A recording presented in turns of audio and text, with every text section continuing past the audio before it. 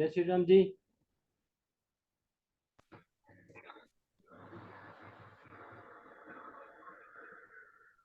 सोनी सोनी सोनी सोनी। जय श्री राम। जय श्री राम गुरु जी। जय श्री राम। जय श्री राम।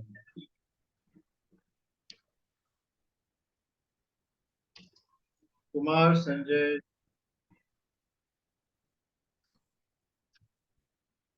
ओम गुरुर्ब्रह्मा गुरुर्विष्णु गुरुर्देवो महेश्वरः गुरुः साक्षात् परब्रह्म तस्मै श्री गुरुवे नमः। अखण्डमण्डलाकारं व्याप्तं येन चराचरं तत्पदं दर्शितं येन तस्मै श्री गुरुवे नमः। मातृवत्सलालयस्य च पितृवर्तमान् दर्शिता नमो गुरुसत्तायै श्रद्धा प्रज्ञा एकाचया। लंबी गहरी सांस लेके दीर्घ ओंकार का उच्चारण करें। ओम।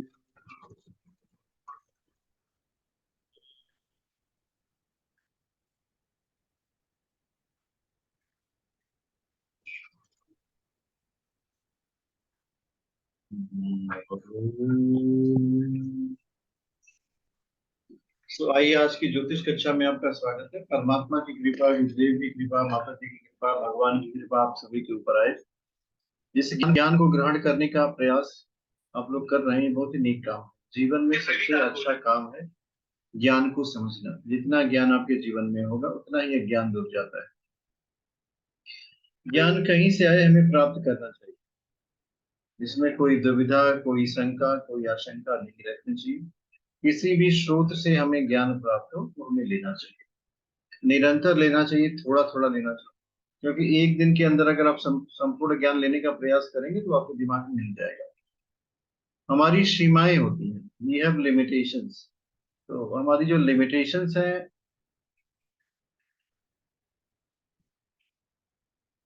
उसको हमको क्रॉस करना है। अपनी नियति को बदलने का साधन जो मनुष्य के पास आता है ना, वो स्वयं से आता है। थोड़ा सा प्रयास करेंगे तो जीवन में आप सफल होते हुए चले जाएंगे, नहीं प्रयास करेंगे तो असफलता तो वैसे ही मुंह बाकी खड़ी है। डूबने के लिए बिल्कुल प्रयास नहीं करना, थोड़ा तैरना है तो प्रयास नित्य निरंतर थोड़ा थोड़ा अभ्यास करते रहिए। जितना अभ्यास करेंगे उतना ही आपके लिए अच्छा। अभ्यास नहीं करेंगे तब क्या होगा? सीखने में बहुत परिश्रम करना पड़ेगा और फिर आप सीख भी नहीं पाए। तो कोई काम ज्यादा मेहनत से करने की अपेक्षा सरल यह है कि हम उसको थोड़ा प्रयास से कर लें। जब आप थोड़ा प्रयास से करेंगे तो निश्चित रूप से आप पाएंगे कि उस काम में आप सफल हो जाएंगे।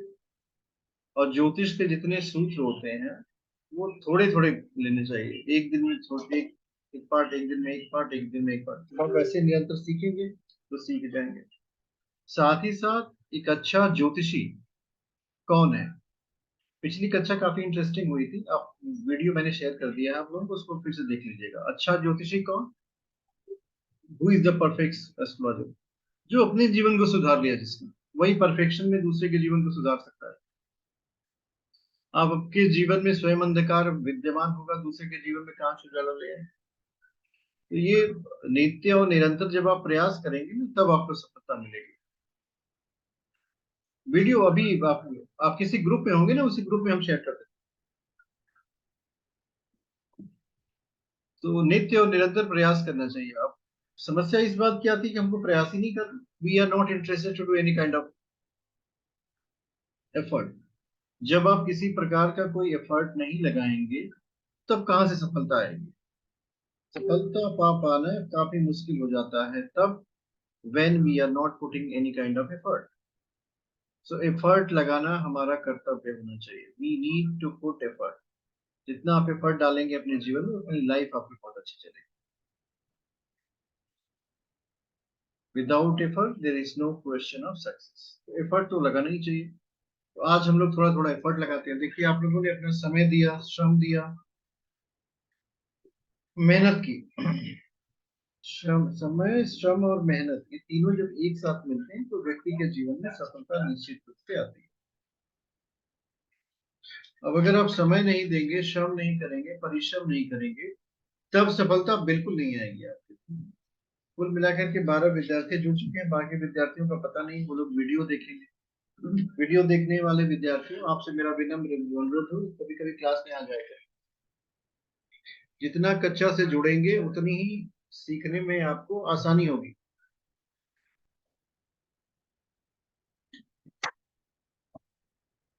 कम प्रयास से आप सीखेंगे अगर आप क्लास में जुड़ेंगे, और कक्षा में नहीं जुड़ेंगे तो अत्यधिक परिश्रम करने के बाद भी आप कुछ सीख नहीं पाएंगे। ये एक बहुत बड़ी विडंबना होती है। इसीलिए यह परम आवश्यक है कि हमारा ज्ञान के प्रति समर्पण होना चाहिए। हमें हम समर्पण तो करते हैं पर ज्ञान के प्रति बिल्कुल नहीं करते। ज्ञान के प्रति समर्पण करके देखिए, जीवन बहुत अच्छा चलेगा।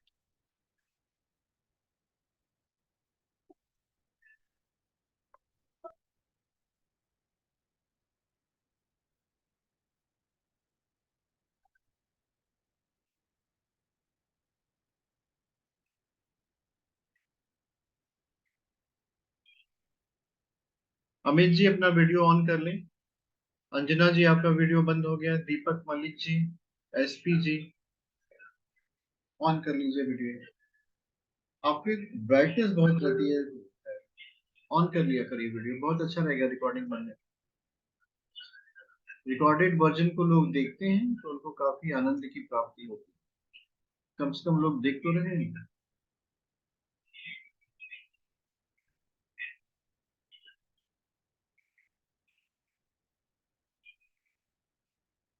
एक जन्म कुंडली बनाइए।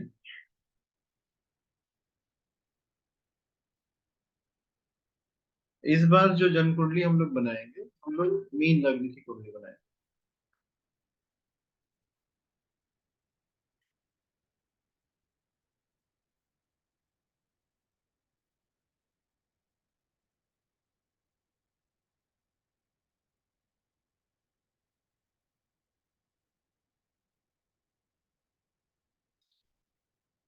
ये जो जन्म कुंडली होगी ये मीन लग्न की बनेगी, मीन्स 12 नंबर आएगा लग्न में। 12 के बाद क्या आएगा? 1 2 3 4 5 6 7 8 9 10 11। इस कुंडली से हमको करना क्या है? एक समस्या है जिसका हमको अध्ययन करना है, वह मंगल दोष। पहले हम लोग समझेंगे कि मंगल है क्या। मंगल है मार्स, और ये है एनर्जी, ये ऊर्जा है, ये है योद्धा। मंगल जो है किसी भी व्यक्ति के जीवन में युद्धक प्रवृत्ति को बताता है, लड़ने की क्षमता क्षमता है, वो एग्रेशन है।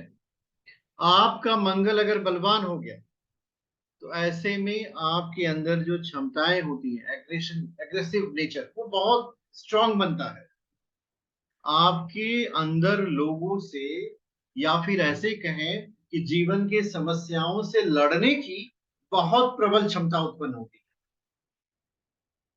यही मंगल जब जन्म कुंडली के 1 4 7 8 और 12, ये हाउसेस हैं, पहला घर, चौथा घर, सातवां घर, आठवां घर, 12वां घर, तब इसको मंगल दोष कह देते हैं।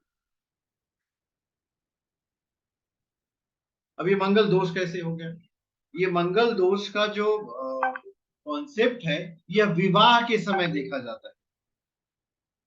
जब किसी पुरुष का किसी स्त्री से, या किसी स्त्री का किसी पुरुष से विवाह होने वाला हो, उस समय यह मंगल दोष बहुत बड़ी भूमिका निभाता है। अब इसको कहा जाए तो मंगल कोई दोष नहीं है, इसको समझिएगा। कभी भी मंगल दोष तो कह दिया, पर ये कोई नेगेटिविटी नहीं है किसी की। यह उस व्यक्ति के ऊर्जा स्तर को बताता है कि इस व्यक्ति के अंदर एनर्जी बहुत है। और जब इस व्यक्ति के अंदर ऊर्जा बहुत है तो ऐसे में होगा क्या? अगर यह व्यक्ति किसी ऊर्जा विहीन व्यक्ति के साथ जुड़ता है ये उसको दबा डालेगा। मान लीजिए आपके पास एक वर की कुंडली आई, एक मेल की कुंडली आई और एक फीमेल की आई। मेल में आपने देख लिया कि मंगल दोष है। मेरा बज रहा है क्या आपका बज रहा है? मेरा बज रहा है।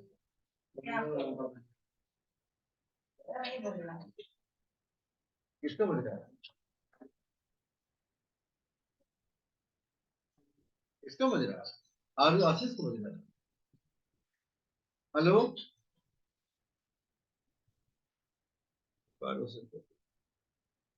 ऐसे में क्या करना चाहिए? अगर मेल और फीमेल की कुंडली में, अब इसको पॉजिटिवली समझने का विषय ये है कि ये कोई दोष नहीं है, this is not a problem. ये है कि दोनों की ऊर्जा के स्तर में अंतर है। इसका आगे बढ़े।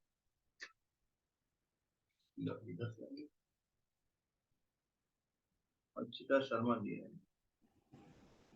गुरु जी, हाँ, क्या आज नेटवर्क प्रॉब्लम सिर्फ मेरा है कि और लोगों को भी हो रहा है? रुके पूछें, आप लोगों को नेटवर्क प्रॉब्लम है कि आप लोगों को आवाज आ रही है? बढ़िया आवाज आ जी रही है बिल्कुल गुरुजी, ठीक है। बिल्कुल परफेक्ट आ रही है जी। यहाँ तो कुछ नहीं है गुरुजी। मैं दीपक मलिक, हाँ जी। और वीडियो भी क्लियर है सबको? जी जी बिल्कुल क्लियर है जी। तो फिर अपने यहाँ ही प्रॉब्लम हुई कुछ, देखो। एक आपका बार ऑन ऑफ कर लीजिए आप इसे, जूम को। एक बार छोड़ करके ज्वाइन कर लीजिए। मेरी बात हुई आपसे पहले भी रिगार्डिंग मैरिज, आपने बोला था पॉसिबिलिटी है, बट बात आगे बढ़ी ही नहीं रही। तो आप बताए नहीं।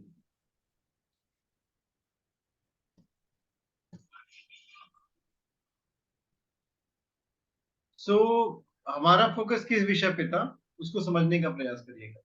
हमारा फोकस ये था कि मंगल दोष जो शब्द प्रयोग होता है इसको थोड़ा रिफॉर्म कर लीजिए। क्यों रिफॉर्म करें? क्योंकि व्यक्ति के जीवन में नकारात्मकता नहीं आनी चाहिए कि मैं मांगलिक हूं, मैं मांगलिक हूं। जैसे लगता है लोगों को सिरदर्द हो गया। मंगल दोष सिर्फ विवाह में देखा जाता है और उसका सिर्फ एक ही एस्पेक्ट है जिसको आप लोग समझ लीजिए कि अगर उसका विवाह किसी गैर मांगलिक से होता है, कुछ और भी नकारात्मक चीजें बताई जाती है कि देयर में be death of a partner, उस पे बिलीव नहीं करना है।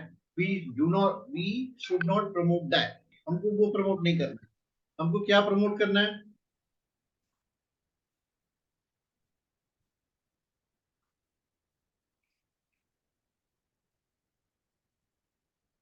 आप बिल्कुल घबराए मत, लड़की से बात करते रहे और लड़की की मम्मी को टाइम दे दे सोचने की। बिल्कुल बी पॉजिटिव। जीवन में जितना सकारात्मक रहेंगे तो लाइफ आपकी बहुत अच्छी चलेगी। सो होता क्या है कि लाइफ में जो लोग सोचते हैं ना कि मुझे एक ऐसा व्यक्ति चाहिए। अंजना जी से एक प्रश्न कर। अंजना जी आवाज आ रही है आपको? अंजना जी, क्या मेरी आवाज आ रही है? अंजना जी, दो दो मोबाइल से अटैच है, अपना म्यूट करिए, अनम्यूट करिए।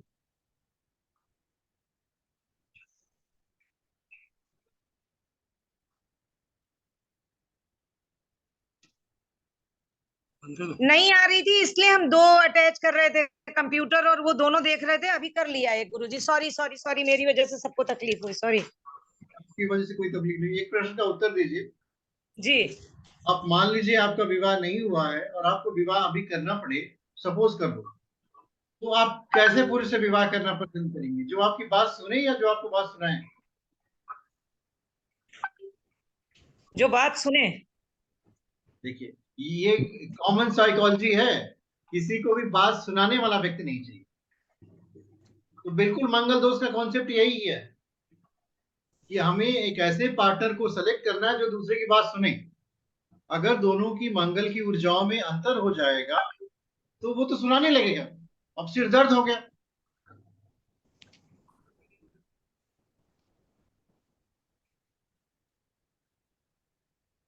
आप जो है डेली वेट करिए और सुबह उठ करके ओम नमः शिवाय का 108 बार करते हैं। फोकस करिए अपने करके पे, घबराइए बिल्कुल नहीं। आपका विवाह होने की पॉसिबिलिटी है, डोंट टेक टेंशन।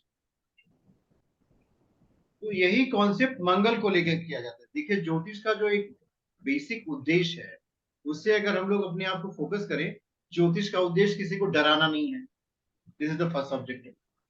अब विवाह हो रहा है, वहां ज्योतिष का उपयोग करना है। भाई नॉलेज ऑफ द प्लैनेट हमको यूज करना है कि ग्रहों की दशा के अनुसार हमें ऐसा पेयर ढूंढना है जो उस व्यक्ति को जीवन में तो कैसा पेयर, कॉमन साइकोलॉजी है कि हमें ऐसा व्यक्ति चाहिए जो हमारी थोड़ी बहुत बातें सुने।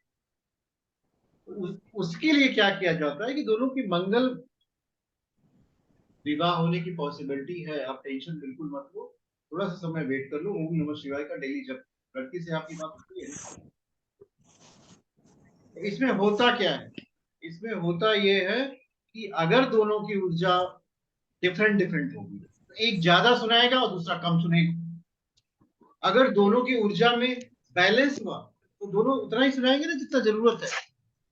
कभी कभी आप लोगों को मेरी बातें समझ में आएंगी इसलिए क्योंकि आप most of you are married, जिनकी शादियां नहीं हुई उनको समझ में नहीं आता। किसी मैरिड कपल से अकेले में बात करके देखिए, वो बताएगा कि whether he is happy with the partner और he is not happy with the partner, या फिर वो उसको काट काट के जीवन चलाना पड़ता है। इसका सिर्फ एकमात्र रीजन होता है कि कोई व्यक्ति दूसरे को सुन ही नहीं रहा है। कम से कम 21 दिन तक आप ओम नमः शिवाय का जप करें, इसके बाद पॉसिबल करेंगे आप। जब कोई भी व्यक्ति किसी के बाद विषय में सुनता नहीं है तो वही समस्या का कारण बनता है। नवजीत जी, अमित जी अपना वीडियो ऑन कर लीजिए। अब इसमें करना क्या है, देखिए जब भी मंगल दोष, एक बहुत बड़ी समस्या है मंगल को दोष के साथ जो पूरी नहीं समझ में आती। अब मंगल 1 4 7 8 12 में आ गया तो मंगल दोष बन गया है। अब मंगल दोष ऐसे समझा जाए तो कुल हमारे कुंडली में 12 हाउस है। अब 1 4 7 अब 8 12 5 हो गए, 5 बटा 12 गुणे 100 कर लीजिए, 45% कुंडलियां तो मांगलिक हो गई। जब 45% लोग मांगलिक हो गए,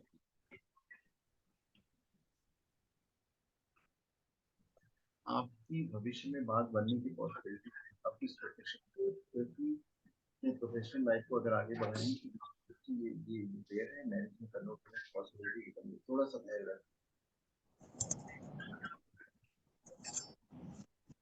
ये जो लाइफ होती है ना, इसमें मंगल की भूमिका, अगर हम इसको इस कुंडली को देखें, मंगल यहाँ है,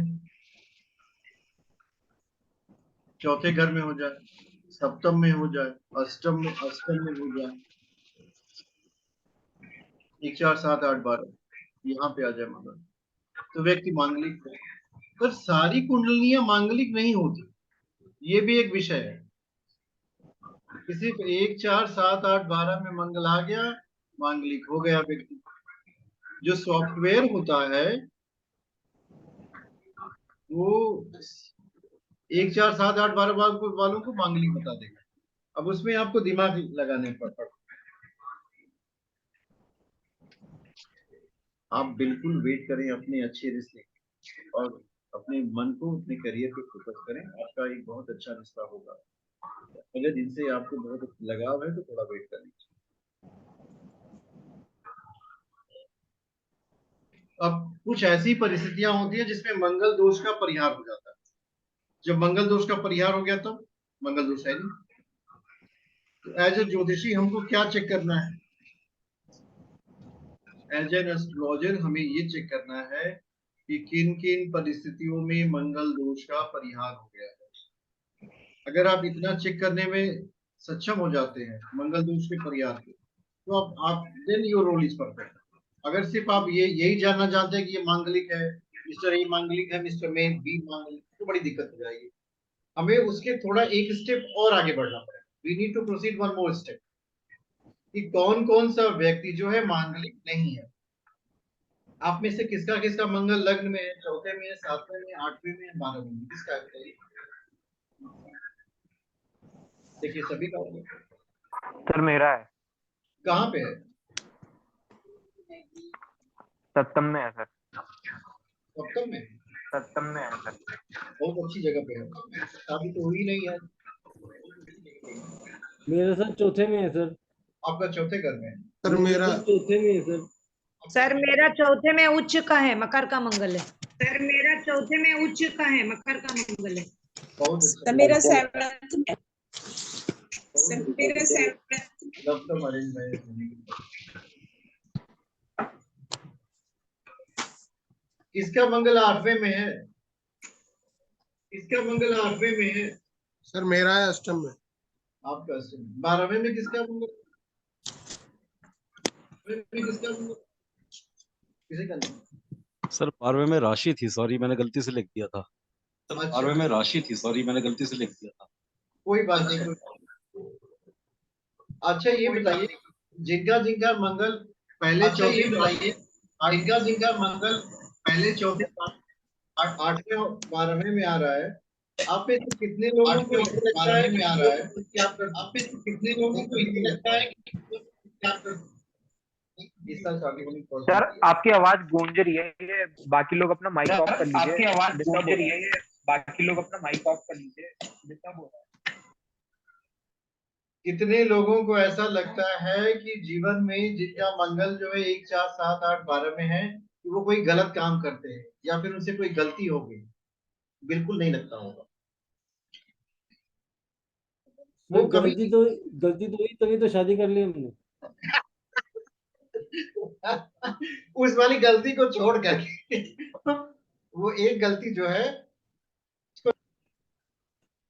उसका एक पॉजिटिव एस्पेक्ट मैंने देखा है। ऐसे समझिए कि अंडरस्टैंडिंग बेस पे अगर आपने चेंज किया, अपनी समझ को अच्छा बदला, तो हमारे पास एक ऐसा व्यक्ति है जिससे हम झगड़ा कर सकते हैं, लड़ाई कर सकते हैं और वो हमें छोड़ के जाएगा नहीं, मतलब लिमिट के अंदर रहेगा। एक आध दिन नाराज हो सकता है, दूसरे दिन जरूर बात करेगा। या फिर हमारे पास एक ऐसा शत्रु है जिसको हमको रोज ख्याल भी रखना पड़ता है और लड़ाई भी करनी।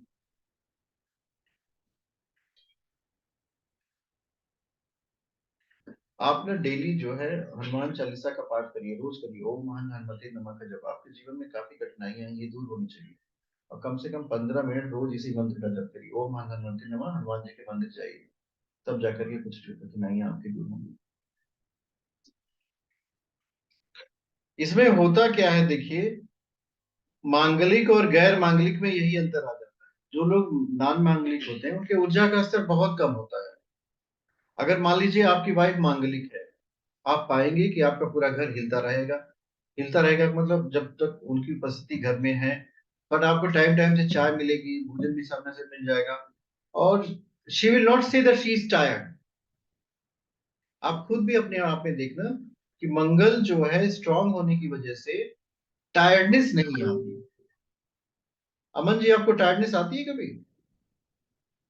नहीं जी सर, टायर्ड ये तो नहीं होता सर, थकावट तो होती नहीं है।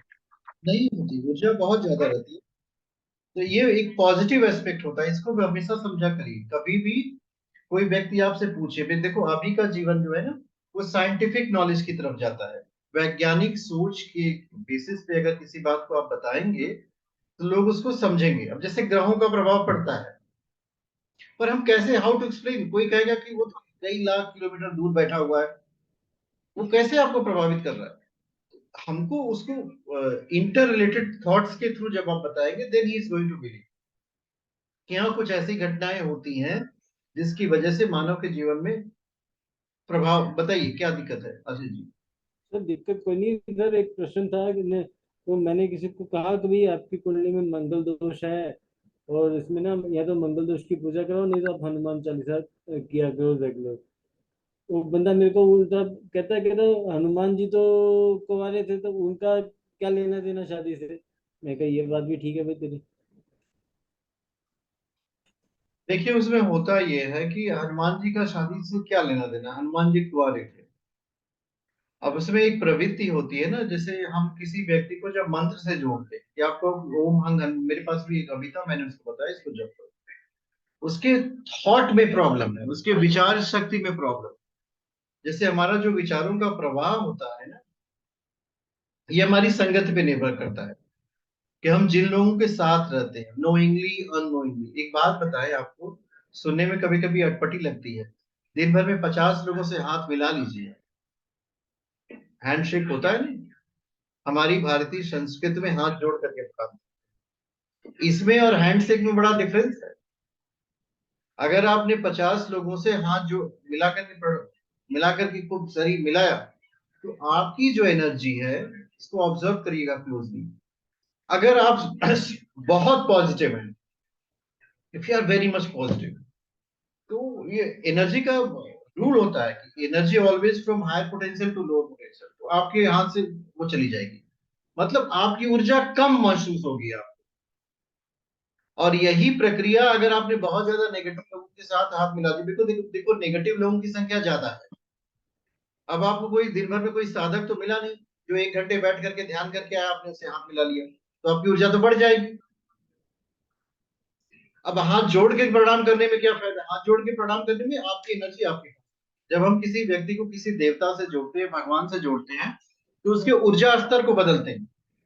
वो जहां से सोच रहा होता है उसको अपलिफ्टमेंट मिलती है। बस यही है उसके जीवन में परिवर्तन का कारण, और कोई कारण नहीं होता।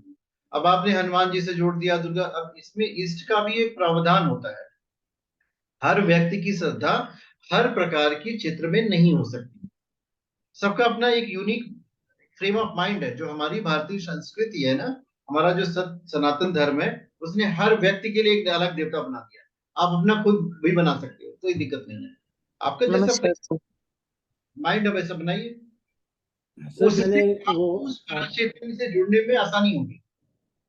सर आपकी बात पे मैं आपको एक बात बताता हूँ, मैंने इसके ऊपर शोध किया है कि ताकि आप जितने जब भी आप किसी से हाथ मिलाते हैं तो एवरेज आप हर 3 महीने में बीमार पड़ते हैं।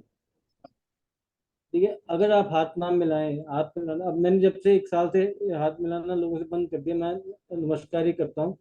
तो उसमें क्या है कि आदमी की बीमार पड़ने की जो है वो कम हो जाता है। अगर तो वैसी कोई बीमारी आ गई तो आ गई, अगर आप जब भी हाथ मिलाओगे तो आप 3 महीने में एवरेज आप बीमार होते होते हैं। हाँ आशीष सर, आप सही कह रहे हो, मैंने भी ये चीज पढ़ी है और करी हुई भी है। सबसे अच्छा है हमारे हिंदू शास्त्र में जो है हाथ जोड़ के प्रणाम करना। और एक बात बताए, बड़ी अजीब सी बात है, चरण स्पर्श करना। सुनने में तो बहुत अच्छा लगता है भाई, अपने से बड़े बुजुर्गों माता पिता के चरण स्पर्श करो। देखो मैं चरण स्पर्श का विरोधी नहीं हूँ, पर जैसे वो व्यक्ति जिस प्रवृत्ति का है, वो प्रवृत्तियां आपके अंदर आना शुरू हो जाए, इसको आप पर इग्नोर सर नहीं। क्या कहते हैं, इसमें तो क्या कहते हैं, जो हमारे बड़े बुजुर्ग हैं वो ये कहते हैं, जैसे हम नमस्ते कहते हैं ना, तो किसी को हम नमस्ते इसलिए कहते हैं, सामने वाले के अंदर के भगवान को हम अपने हाथ जोड़ के सर नमन करते हैं, नमस्ते का तो यही हुआ। और उसी तरीके से पैर छूने का भी वही चीज हुई कि जो सर भगवान है हम उसके पैर छू रहे हैं। लगता है कि सामने वाले को भगवान को छुआ है, पर उसकी नेगेटिव, अब देखो ऐसी बात समझो, अगर कोई साधक प्रवृत्ति का व्यक्ति हो, कोई सज्जन व्यक्ति हो, कोई महान आत्मा हो, तो उसके चरण लेकर के सिर पे रख लो, वो तो फायदे का है। पर क्या आप इसको ऑब्जर्व करके देखो, जिन्हें हम अपने माता पिता भी कहते हैं, क्या कोई एक गुण है जिसके आधार पे हम बहुत गर्वान्वित फील कर लेते हैं? उनका जो जीवन है वो एकदम सामान्य है, समझ लो, वेरी वेरी सिंपल। सोच पुत्र तक है, पत्नी तक है, भाई तक, थोड़ा सा, अब वो जितनी क्लिष्टता होगी वो मन से तो निकलेगी नहीं। देखो कुछ भी कर लो, वो मन में विद्यमान है। अगर वही व्यक्ति after the age of 40, after the age of 50 ईश्वर के मार्ग पे लगा हुआ है, वो पूरे ब्रह्मांड के अच्छे बारे में सोच रहा है, तो उसका सिर अपने, उसका पाँव अपने सिर पे रख लो, देखो कल्याण ही कल्याण है। आपके मन के विचार शुद्ध हो जाएंगे, जीवन में उसके आशीर्वाद फलित हो। तो ये बड़ा संभल के रहना पड़ता है। अब पब्लिक लाइफ में जाओ तो कोई कहेगा कि अब मैंने मान लो किसी व्यक्ति के घर का खाना खाया, उस व्यक्ति की ऊर्जा का जो स्तर होगा वो उसके भोजन में आया, वो मेरे शरीर में आया, और हम हर महीने बीमार हो रहे हैं। भाई ऊर्जा आएगी तो कुछ ना कुछ करेगी। अब इससे बचा कैसे जाए, हाउ टू रेक्टिफाई? तो इससे बचने के उपाय ये है कि हमारा आज एकादशी का व्रत है, हमारा मंगलवार का व्रत है, आज हम बृहस्पतिवार व्रत रखते हैं, मैंने अन्न का त्याग कर दिया, तो इससे बच जाओगे। भाई बचने के लिए कोई ना कोई उपाय तो उसमें तो लगाना पड़ेगा। अब हमको पब्लिक फील्ड में जाना है, अब कोई कोई कहेगा भैया ये खा लो वो खा लो वो, अब जितना खाएंगे, जैसे जैसे स्पर्श के साथ आप जुड़ेंगे, वैसी वैसी ऊर्जाओं को आपको झेलना पड़ेगा। इसीलिए संसार में रहकर साधना करना बहुत कठिन कार्य है। भाई सबके बीच में रहना है, सबसे अलग हो भी नहीं सकते। कहाँ जाएंगे हम? हमको परमिशन मिलेगी सबके बीच में रहो, तब उसमें क्या करेंगे? तब उसमें कुछ ना कुछ उपाय करेंगे, कुछ ना कुछ सूत्र लगाएंगे, जिससे हमारा, अब जैसे हाथ जोड़ के प्रणाम, तो कोई आपके बहुत नजदीक आ जाए और किसी दिन पकड़ ले आपको, पकड़ ले का मतलब हक करना शुरू करिए। अब पूरे दिन आपने 3-4 हफ्ते से बड़ी अच्छी साधना कर ली है, आधी ऊर्जा खत्म हो जाएगी, वो उसके पास चली जाएगी, वो बिना बताए जाती है भाई। वो तो नेचर है करंट का flow, from higher potential to lower potential जाएगी। तो इस वजह से बड़ा संभल के रहना पड़ता है। बातचीत, ये जो कन्वर्सेशन होती है लोगों के बीच में ना, ये भी ऊर्जा का आदान प्रदान ही करती है। अगर किसी दिन किसी संत से मिलने, अब जैसे जीवन में कोई व्यक्ति कहे कि मुझे नीचे जाना है, किसी को नीचे नहीं जाना है। सभी तो सोचते हैं ना कि हम जीवन में आगे बढ़े, हमारे जीवन में प्रगति हो, हमारे विचार शुद्ध हो, हम जीवन में आगे बढ़। अब ये होगा कैसे? इसके करने का सामान्य सी प्रक्रिया है, या तो आप अच्छे लोगों का संग करिए जिनके विचार श्रेष्ठ हैं। इसी बात को जैसे महात्मा बुद्ध के संघों में आप देखेंगे, पहले से ये परंपरा थी ना कि लोग समूह में रहेंगे। संगम सच्छम गच्छामि, बुद्धम शरणम गच्छामि, संगम। तो ये जो परंपरा किस लिए आई थी कि समूह में रह के अच्छे विचारों का प्रयास करेंगे, तो नेगेटिव थॉट्स आपको कम इम्पैक्ट करेंगे। अकेले नहीं रहना है, समूह में रहना है। लेकिन होता क्या था, जब यही भिक्षु बाहर से श्रवण करके भिक्षाटन करते थे, तो अन्न तो उसका लेते थे जो बेचारा संसार में है। तो वो अन्न खाएंगे तो आपको तपस्या करनी पड़ेगी, नहीं तपस्या करेंगे तो भुगतो। तो ये सारी चीजें जीवन को प्रभावित करती हैं, और ये इतने स्तर तक प्रभावित करती हैं कि लास्ट में व्यक्ति करते करते एकांगी हो जाता है। एकांगी नहीं बनोगे तो बचोगे कैसे? तो ये सारी चीजें आध्यात्म में आती है। हम लोगों का विषय था मंगल दोष, उसको जोड़ रहे हैं।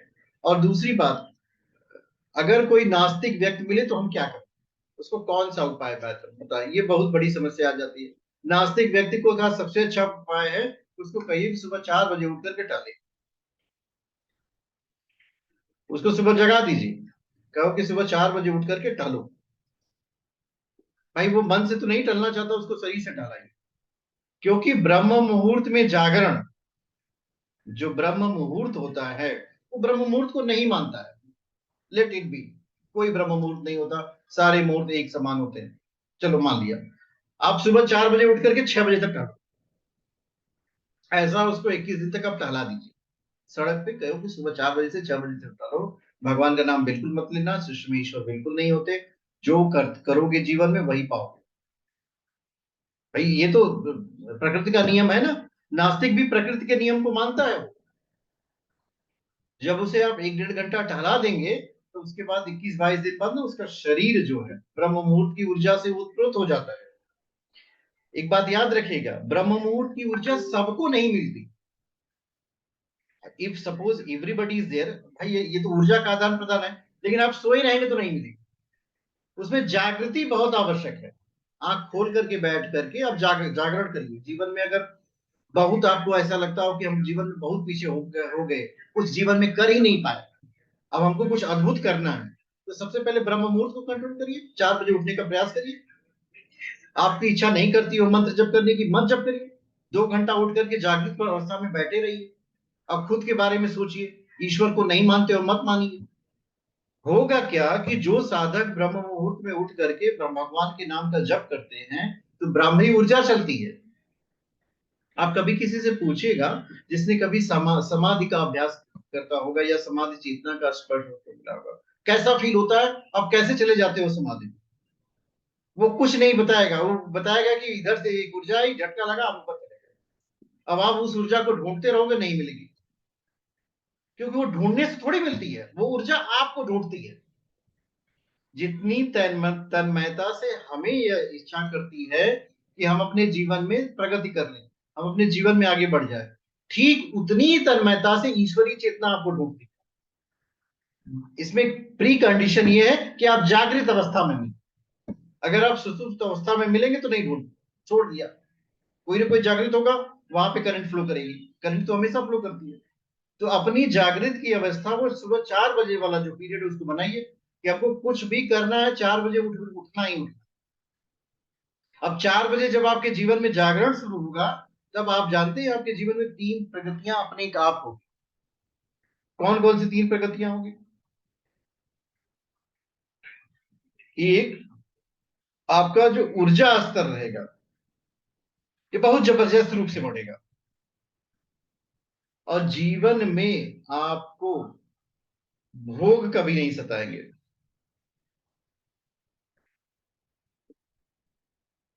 जो व्यक्ति भोगों को भोगता है उसको लगता है कि वह उसको भोग रहा है, वास्तव में भोग उसी को भोगते हैं। जैसे शराबी को लगता है ना वो शराब को पी रहा है, बट रियलिटी में क्या है, शराब उसको पी रही होती है। आपको लगता है कि आप समय को बर्बाद इन्वेस्ट कर रहे हो, मतलब समय आपको बर्बाद कर रहे हो। ये रिवर्स प्रोसेस हमारे जीवन में होती है। तो ये जो इसको रिवर्स करना हो, आध्यात्म जो है उल्टे को सीधे को उल्टा करके उलटना होता है। जैसे आज हमारी जो सोच होती है वो कहाँ होती है? कभी अपने बारे में किसी ने सोचा है कि हम मरने के बाद कहाँ जाएंगे, हमें भगवान कब की प्राप्ति क्यों नहीं हुई, हमारे जीवन में सदुर गुण क्यों नहीं आए, मनुष्य हैं तो हमको भगवान की उपस्थिति का क्यों एहसास नहीं होगा, हमारी भावनाएं कहाँ चली गई? अब ऐसे सोचो कि एकलव्य के जो गुरु थे वो पत्थर से बाहर आ गए, रामकृष्ण परमहंस की काली जी उनसे बातचीत करती थी, हनुमान जी जय श्री राम कह के हवा में उड़ जाते थे। और हम क्या करते हैं, हम भी जय श्री राम कहते हैं, हमारे अंदर तो किसी की एक लहर नहीं आती। द रीजन बिहाइंड इट, कब तक इम्प्रूवमेंट हेल्थ सही नहीं है, क्या हो गया? इसके पीछे का एकमात्र कारण है कि हमारी जो सोच है वो बहुत नीचे है। अपनी थिंकिंग को प्रोसेस को ऊपर करिए, जितना आप अपनी थिंकिंग प्रोसेस को ऊपर करेंगे उतना अच्छा है। और इसमें मंगल की भूमिका कहाँ से आ गई? मंगल की भूमिका बहुत जबरदस्त होती है। जो भी व्यक्ति जिसका मंगल उच्च का होगा, बहुत पावरफुल होगा, ये लोग बहुत ही ऊर्जावान व्यक्तित्व होते हैं। इनको विवाह के वक्त काफी सावधानी बरतनी चाहिए।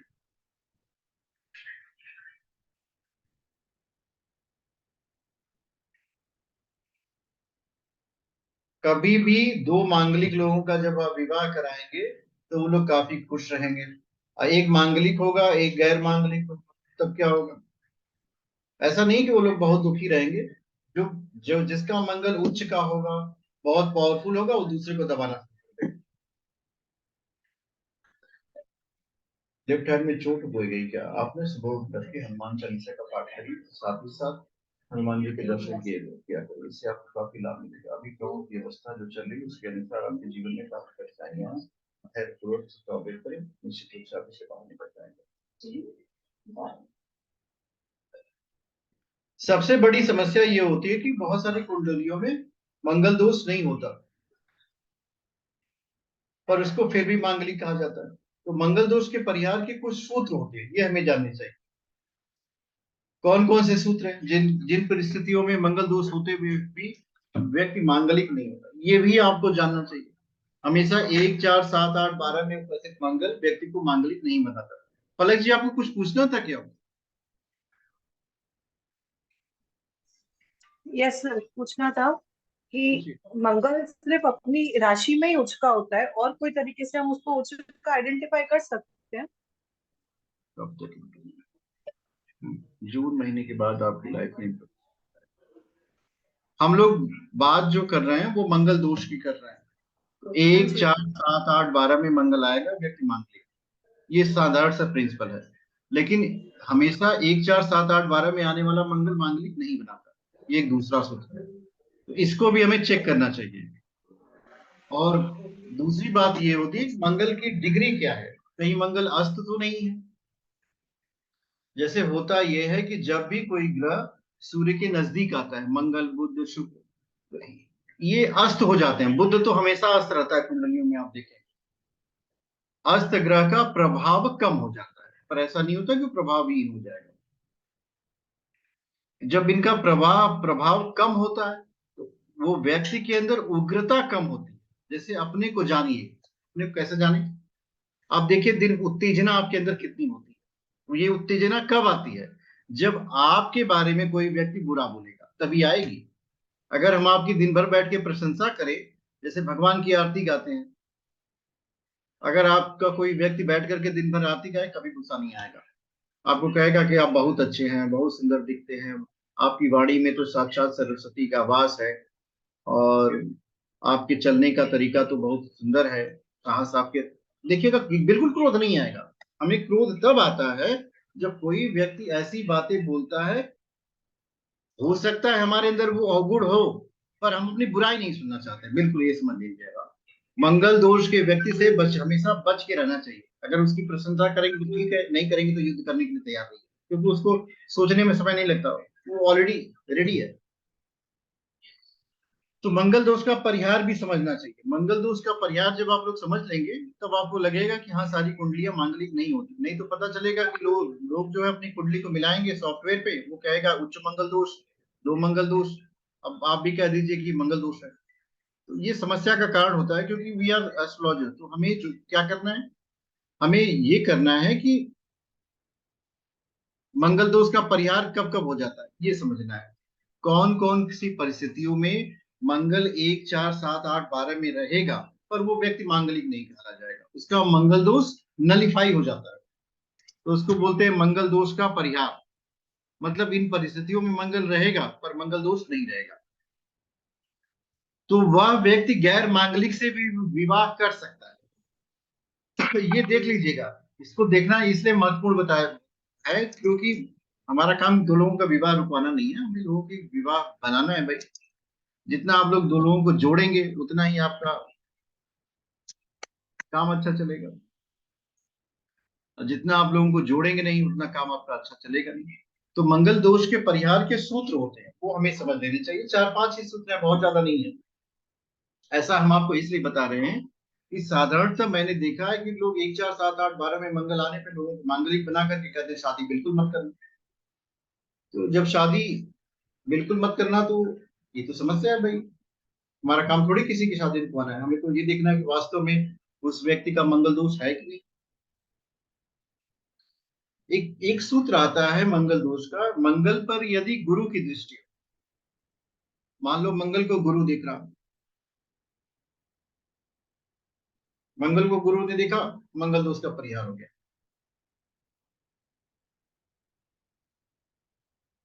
गुरु की कोई भी दृष्टि हो? हाँ, गुरु की 3 दृष्टियां हैं, कोई किसी देख लो। हाँ, कोई सी भी हो। ओके। आपकी आपके मंगल को देख रहा है क्या? देखिए, जी जी, देख रहा है। 12वें में गुरु है, चौथे भाव में उच्च का मंगल है, गुरु की दृष्टि है। हाँ, तो देखिए आप कितनी शांत है, शालीन है, विवाह भी आपका बहुत अच्छे चल रहा है। और पति पति भी खुश रहते हैं। मतलब हम वैसे तो दबाए रहते हैं उनको, बोलने नहीं देते, लेकिन ठीक चलता है सब। हाँ, अरे बहुत अच्छा चलेगा गुरु की दृष्टि की आना ना। और एक बात हमेशा याद रखिएगा, कुंडली के किसी भाव में कोई दोष अगर सृजित हो रहा हो और गुरु की दृष्टि उसको देख ले, तो काफी मात्रा में उसमें कंट्रोल आ जाता है। मतलब इस हद तक नहीं रहेगा कि वो व्यक्ति परेशान रहेगा। गुरु की दृष्टि बहुत कुछ व्यक्ति को, जीवन को प्रभावित करती है। ये वाली स्क्रीन आपको दिख रही है क्या?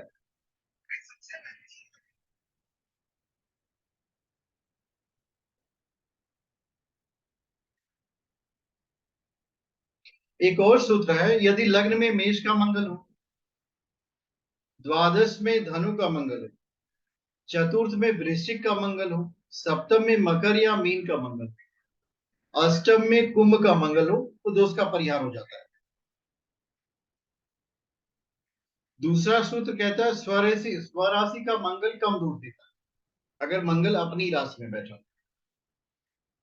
तीसरा सूत्र है, अगर कुंडली के दूसरे भाव में चंद्रमा और शुक्र हो, तो मंगल दोष का परिहार हो जाता है। सेकेंड हाउस में चंद्रमा और शुक्र एक साथ आ जाते हैं, then there is no question of मंगल दोष। मंगल दोष का कोई प्रश्न ही नहीं होता, उस व्यक्ति के जीवन का मंगल दोष का परिहार हो गया। चंद्रमा और शुक्र का सेकेंड हाउस में आना मंगल दोष का परिहार कर देता है, उस व्यक्ति के जीवन में कहीं मंगल दोष।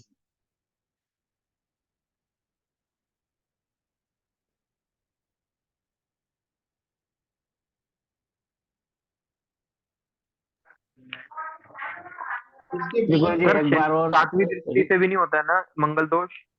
हाँ जी, एक बार और शनि की रिपीट कर 7वीं दीजिए दृष्टि गुरु। से। मंगल अगर स्वराशि का होगा तो मंगल दोष कम हो जाता है, उतना खतरनाक नहीं रहता है। सबसे ज्यादा जो मंगल दोष प्रभावित करता है वह दूसरे, 7वें और 8वें भाव का, इसके सबसे ज्यादा दुष्परिणाम होते हैं। अब इसमें ज्योतिष के शास्त्रों में ये तो कहा गया कि ये जातक वह उसके जीवन साथी की आयु को कम करता है, एज को डिक्रीज करेगा।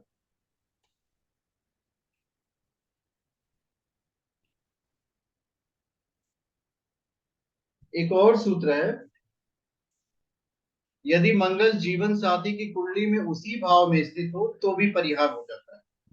सपोज कर लिए लड़की की कुंडली में मंगल चतुर्थ भाव में और लड़के की कुंडली में भी चतुर्थ भाव में, तो दोनों का दोष खत्म हो गया।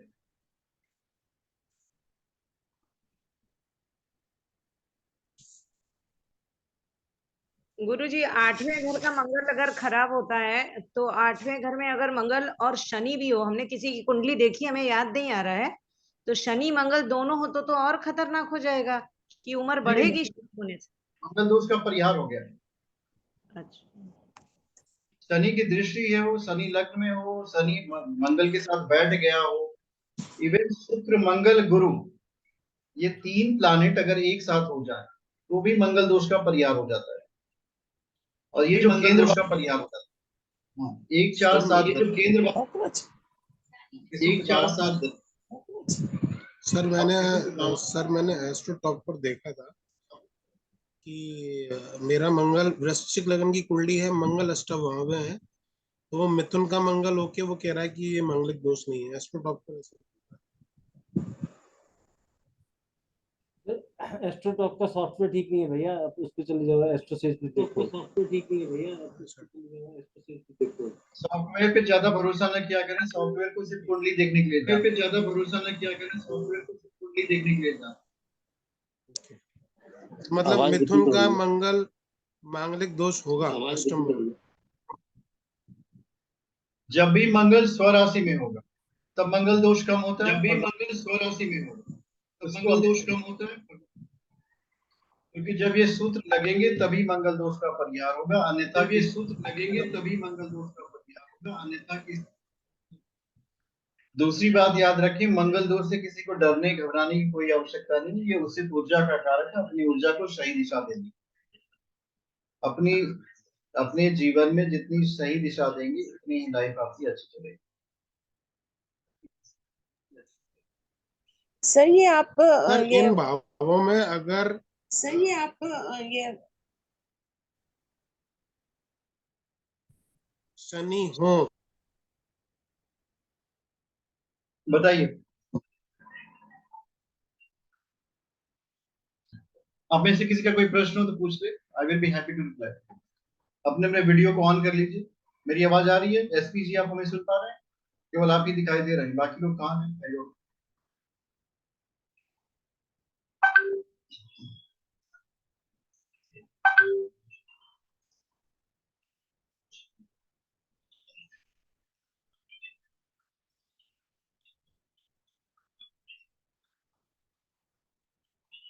मेरी आवाज आ रही है आप लोगों को?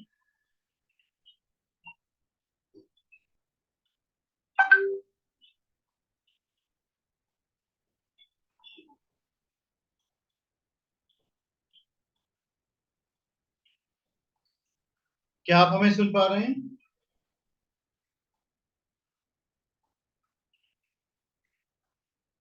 गौरव जी मेरी आवाज आ रही है आपको?